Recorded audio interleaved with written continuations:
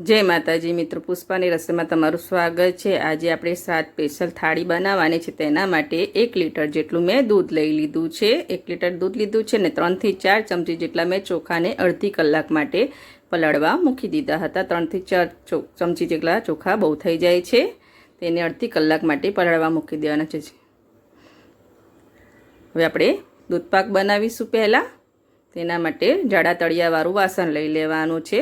જો તમારી જોડે જાડા તળિયાવાળી કઢાઈ હોય તો તે લઈ લેવાની, નહીં તો નોનસ્ટિક પેન જાડું હોય તો તે લઈ લેવાનું। હું કુકરમાં જ બનાવીશ એટલે નાનું કુકર લઈ લીધું છે। 1 ચમચી જેટલું મેં પાણી લઈ લીધું છે, તેથી દૂધ તળિયે ચોંટે ના। દૂધને એડ કરી દઈશું અને દૂધને હલકું ગરમ કરી લેવાનું છે। પહેલાં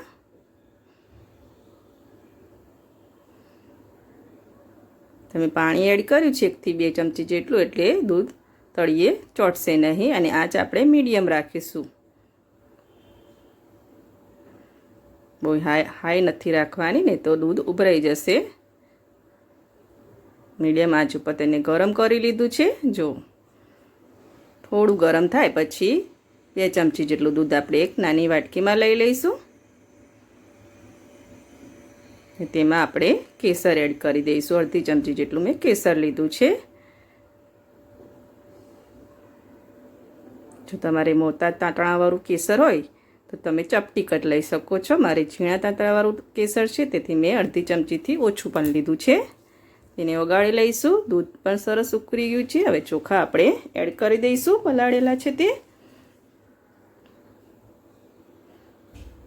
હવે ચોખાને આપણે પકવી લેવાના છે। સતત ચલાવતા રહીશું અને ચોખાને આપણે પકવી લઈશું। દૂધ બનતા 15 થી 20 મિનિટ થાય છે। એકદમ મીડિયમ આંચ ઉપર કરવાનું છે।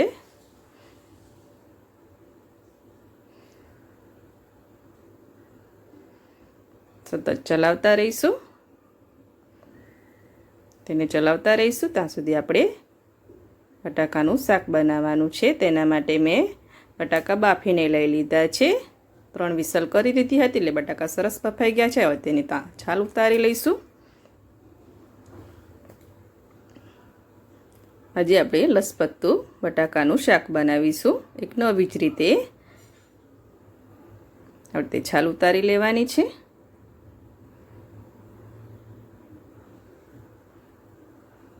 ને પછી તેને પીસમાં કટ કરી દઈશું। પીસ થોડા મોટા જ રાખીશું આપણે, બહુ નાના પીસ નથી કટ કરી દેવાના, મોટા જ પીસ કરી દઈશું।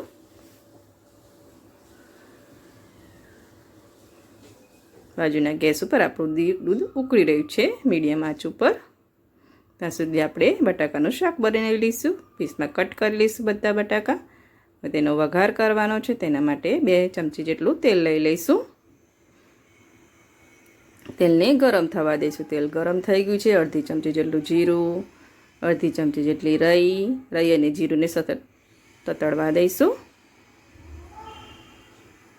અડધું ટામેટું લીધું છે, મોટું હતું તે, અને 2 થી 3 લીલા મરચાં ઝીણા કટ કરી લીધા છે, તે એડ કરી દઈશું। ટામેટાં થોડા સોફ્ટ થાય ત્યાં સુધી તેને ચડવી લઈશું। ટામેટાં સોફ્ટ થઈ ગયા છે। હવે મસાલા કરીશું। એકદમ ટામેટાં ચડી જાય પછી જ મસાલા એડ કરવાના છે। અડધી ચમચી જેટલી હળદર લઈ લઈશું અને 1 ચમચી જેટલું લાલ મરચું લઈશું। આપણે લીલા મરચાં લીધા છે તે પ્રમાણે લાલ મરચું લઈશું। એ મસાલા બળી ના જાય તેથી ફટાફટ આપણે તેને મિક્સ કરી લઈશું અને કટ કરેલા બટાકા આપણે એડ કરી દઈશું। મસાલામાં બટાકાને સરસ આપણે મિક્સ કરી લેવાના છે। પહેલાં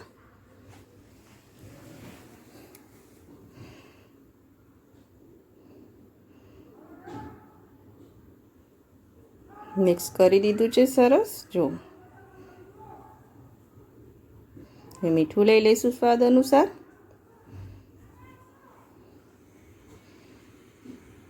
મીઠું એડ કરીને આપણે થોડું એને ફેરવી લઈશું।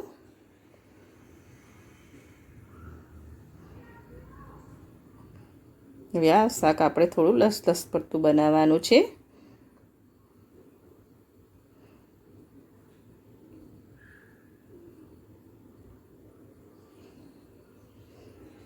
પાણી એડ કરીશું। 1 ગ્લાસ જેટલું આપણે પાણી લઈ લઈશું. 1 ગ્લાસ જેટલું પાણી લઈ લીધું છે.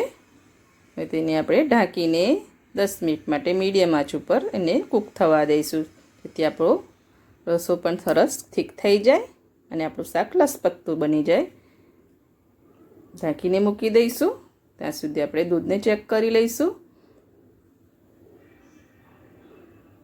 પાર્કમાં આપણા ચોખા ચડ્યા છે કે નહીં તે ચેક કરી લેવાના છે. આ તે લઈને આંગળીથી પ્રેસ કરીને ચેક કરી લેવાનું છે. પછી જ ખાંડ એડ કરવાની છે. ખાંડ પહેલાં એડ નથી કરવાની. આપણો દાણો થોડું કૂક થઈ જાય પછી જ આપણે ખાંડ એડ કરીશું. હવે કેસરવાળું દૂધ બનાવ્યું છે તે એડ કરી દેવાનું છે.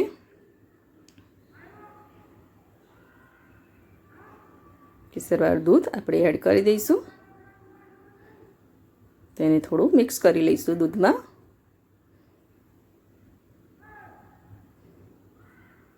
કેસરવાળું દૂધથી ફ્લેવર સરસ આવે છે દૂધ પાકની. મિક્સ કરી લીધું છે. હવે આપણે તેમાં ખાંડ એડ કરવાની છે. 4 ચમચી જેટલી મેં ખાંડ લીધી છે. તમારા ગળપણ જો તમારા ટેસ્ટ મુજબ વધારે ઓછા તમે કરી શકો છો. મેં 4 ચમચી જેટલી ખાંડ લીધી છે તે એડ કરી દઈશું. મોટી ચમચી હતી તે લીધી છે. મિક્સ કરી લઈશું.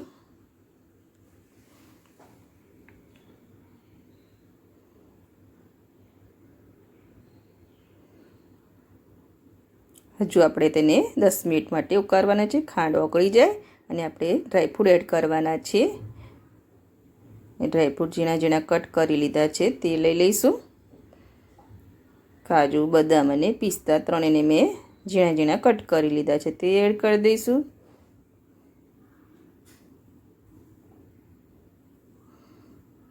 અને 1 ચમચી જેટલો આપણે ઇલાયચી પાવડર એડ કરીશું. 10 મિનિટ માટે તેને સરસ ઉકાળી લેવાનું, જેથી ઉકળતી વખતે આપણા ડ્રાયફ્રૂટ પણ સરસ ચડી જાય. જો તો તમારે ડ્રાયફ્રૂટને થોડા ઘીમાં શેકીને એડ કરવા હોય તો તમે એ રીતે પણ કરી શકો છો. હું ડાયરેક્ટ જ એડ કરું છું. 1 ચમચી જેટલો ઇલાયચી પાવડર લઈ લઈશું અને મિક્સ કરી લઈશું. હવે 10 મિનિટ માટે સરસ તેને ઉકાળી લઈશું, જેથી ઇલાયચી, કાજુ, બદામ અને કેસરની ફ્લેવર આપણા દૂધપાકમાં એડ થઈ જાય અને થોડું થીક પણ થઈ જાય. 10 મિનિટ માટે તેને ઉકાળી લઈશું. 10 મિનિટ થઈ ગઈ છે. સરસ આપણું દૂધ ઉકળીને રેડી થઈ ગયું છે. જો દૂધપાક બનીને રેડી થઈ ગયું છે. ને શાક બાજુમાં આપણે ઉકળી રહ્યું છે તે પણ ચેક કરી લઈશું. ચેક કરી લઈશું. શાક પણ સરસ આપણું ઉકળીને એકદમ રસો પણ આપણો થીક થઈ ગયો છે. એકટલું લસપત્તું આપણું શાક બની ગયું છે. જો આવું લસપત્તું આપણું આ બટાકાનું શાક બનાવવાનું છે તે બની ગયું છે. અને ઠંડુ થાય પછી પણ આ રસો એકદમ થીક થઈ જાય છે, એટલે આટલો રસો આપણે રાખવાનો જ છે. કોથમીરના પાન એડ કરી દઈશું.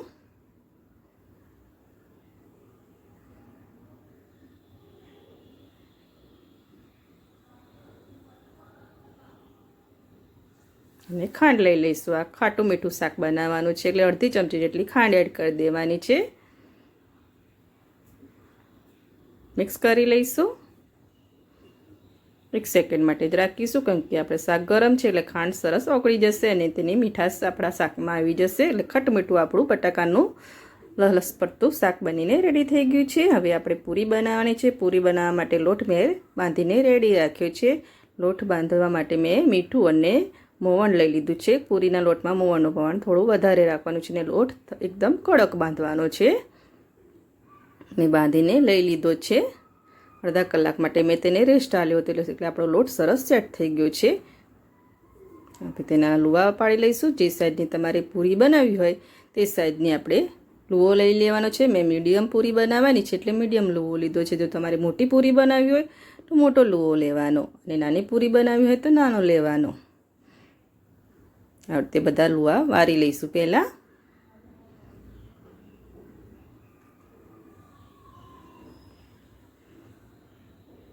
ફટાફટ બની જાય છે પૂરી. જરૂર પડે તો 2 વ્યક્તિની તમારે લઈને તો પૂરી વણી લેવાની અને એક બાજુ તળવા મૂકી દેવાની. દલુઆ બનાવી દઈશું. વણવા માટે મેં પાટલી લઈ લીધી છે. પાટલી પર થોડું મેં લુવાને તેલ લગાવી લીધું છે. તેલ લગાવીને એક જ વાર તેલ લગાવવાનું છે, વારે ઘડી નથી લગાવવાનું. તે વણી લઈશું. મીડિયમ પૂરી વણવાની છે, ના બહુ જાડી ના બહુ પતલી એવી પૂરી વણીશું આપણે. જો પૂરી વણી લીધી છે આપણે.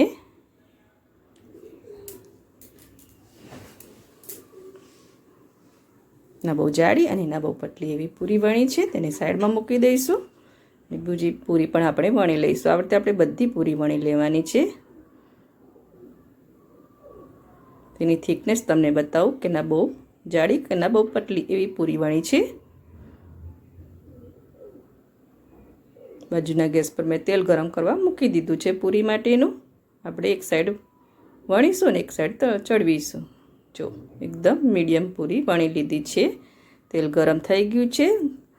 પૂરી એડ કરીશું આપણે. પૂરી એડ કરીને જારાની મદદથી હલકેથી પ્રેસ કરવાનું, એટલે સરસ પૂરી આપણી ફૂલીને ઉપર આવી જાય છે. એકદમ દડા જેવી આપણી પૂરી બને છે. બીજી પૂરી એડ કરી દઈશું. આ રીતે જારાની મદદથી પ્રેસ કરવાનું છે, એટલે સરસ પૂરી ફૂલીને ઉપર આવી જાય છે.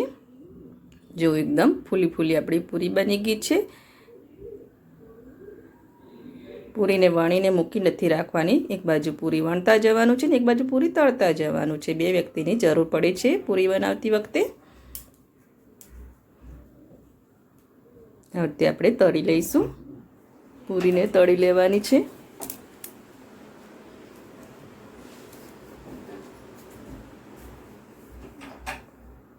બીજી પૂરી પણ એડ કરી દીધી છે. તેને પણ આપણે પ્રેસ કરીશું એટલે સરસ ફૂલી જાય છે.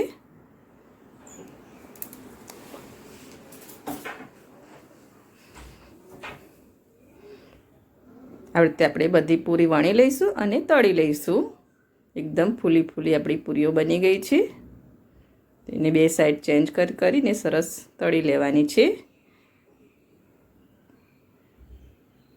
આ રીતે આપણે બધી પૂરી તળી લઈશું.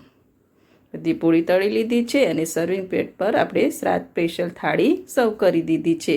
એકદમ ફૂલી પૂરી અને દૂધપાક અને બટાકાનું લસપટ્ટું શાક બનીને રેડી છે. શ્રાદ્ધ સ્પેશિયલ થાળી બનાવી દીધી છે. તમે એકવાર જરૂરથી બનાવજો. અને જો તમને મારી આ રેસીપી ગમતી હોય તો મારા વિડીયોને લાઇક કરજો, સબસ્ક્રાઈબ કરજો અને બેલ આઇકન જરૂરથી દબાવજો.